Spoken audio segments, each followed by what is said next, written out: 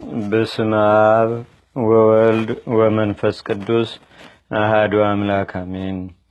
አንድ አምላክ በሚሆን በአብ በወልድ በመንፈስ ቅዱስ ስም ታኅሳስ 11 በዚህች ቀን የግብጽ ደቡብ ከሆነ ከመጺላ አውራጃ ከሬስ ከተማ ሰዎች ወገን የሆነ ቅዱስ አባት አባ በኪሞስ አረፈ።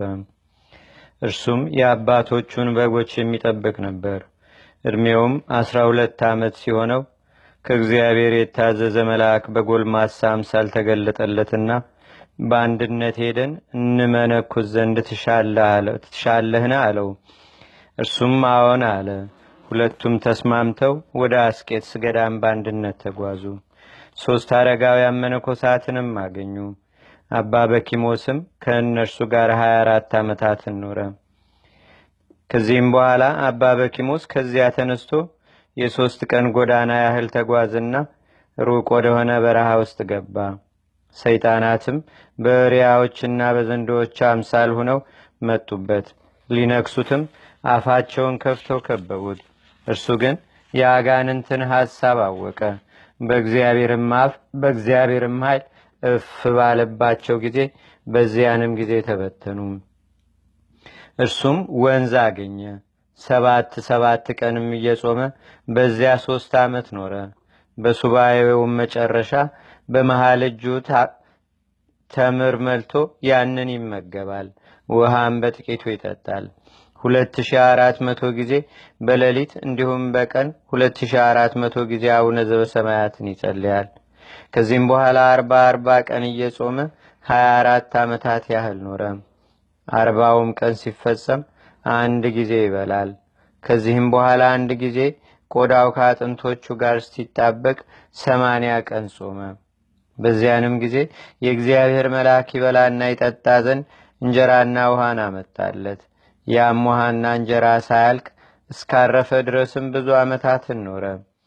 ፈጣሪ እግዚአብሔርም በሌሊት ራእይ ተገልጦ ወደ አገሩ እንዲመለስ አዘዘው። በዚያንም ጊዜ ተነስቶ ሄደ። ወደ አገሩም ደርሶ በዚያ ታናሽ ማደሪያ ጎጆ ሰርቶ በውስጡ ብቻውን የሚኖር ሆነ። ወደ እርሱም ለሚመጣ ሁሉ መጠጊያና ወደብ በጎ አለኝታም ሆነ። ሰዎችም ሁሉ በትምህርቱ እየተጽናኑ ኖሩ። ንጹሕ በሆነ አምልኮቱም በትሩፋቱና በተጋድለውም መንፈሳዊ ቅናትን ይቀኑበት ነበር። በአንዲት ዕለትም ከእግዚአብሔር የታዘዘ መልአክ ተሸክሞ ወደ ኤፍራጥስ ምድር አደረሰው። የዚያ አገር ሰዎች በመተላለፍ ከእውነተኛ የሃይማኖት ወጥተው ነበርና ሁሉንም ወደ ቀናች ሃይማኖትና ወደ በጎ ምግባርም መለሳቸው። ከዚያም ወደ ቦታው ተመለሰ።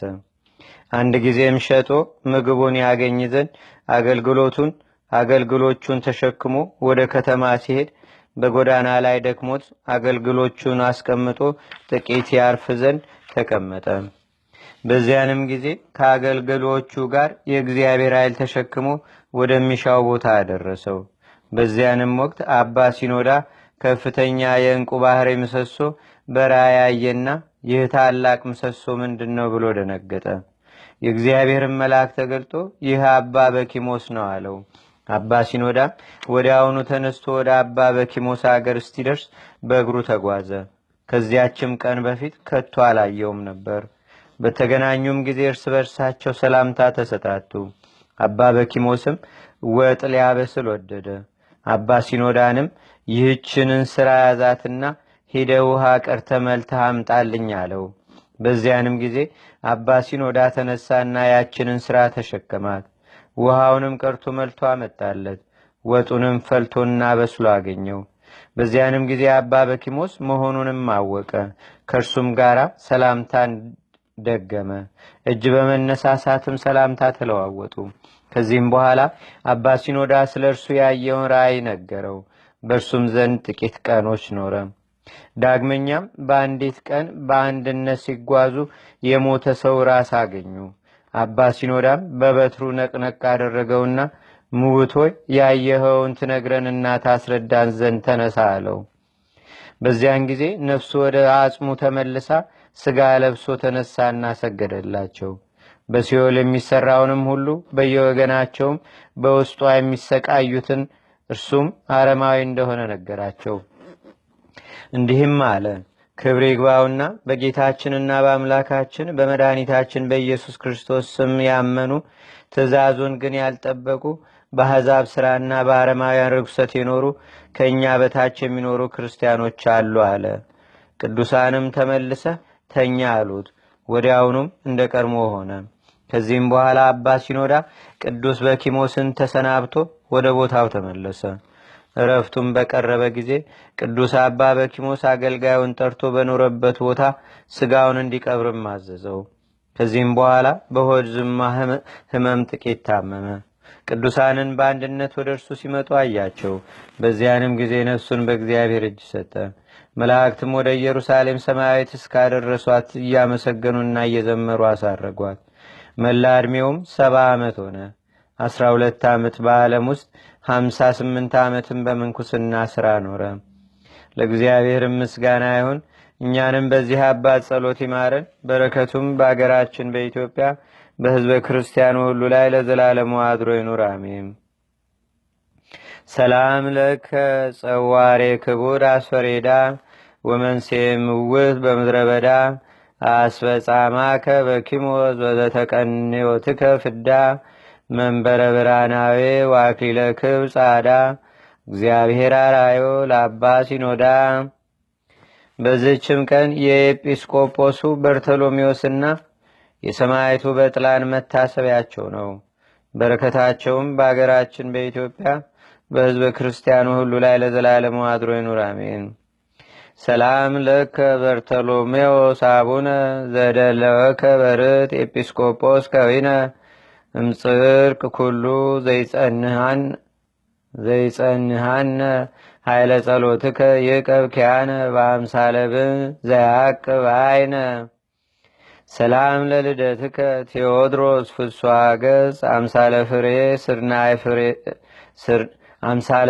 ስርናይ ወፍሬ ሰናይ እጽ ውስተ ፍኖትከ ሚጠኒ እምነ ፍኖቴ ዘዳይጽ በእንተ ስጋከ በዝብጠተበት ቅሩጽ ወበእንተ አጽምከ ካይበ በማይረ ጽሩጽ። አንድ አምላክ በሚሆን በአብ በወልድ በመንፈስ ቅዱስ ስም ታኅሳስ 12 በዚህች ቀን የመላእክት አለቃ የቅዱስ ሚካኤል የበዓሉ መታሰቢያ ነው። በዚህችም ዕለት ዳግመኛ የከበረ አባት የዋልድባው አባ ሳሙኤል የዕረፍቱ መታሰቢያ ነው። በዚህችም ዕለት ደግሞ የአባ ነድራ ከደብረ እሷን የታማኙም የቅዱስ ዮሐንስ መታሰቢያው ነው። በዚህችም ቀን የቅዱሳን ኤጲስቆጶሳት የቀሳውስትና የዲያቆናት የአንድነት ስብሰባ በሮሜ ከተማ ሆነ።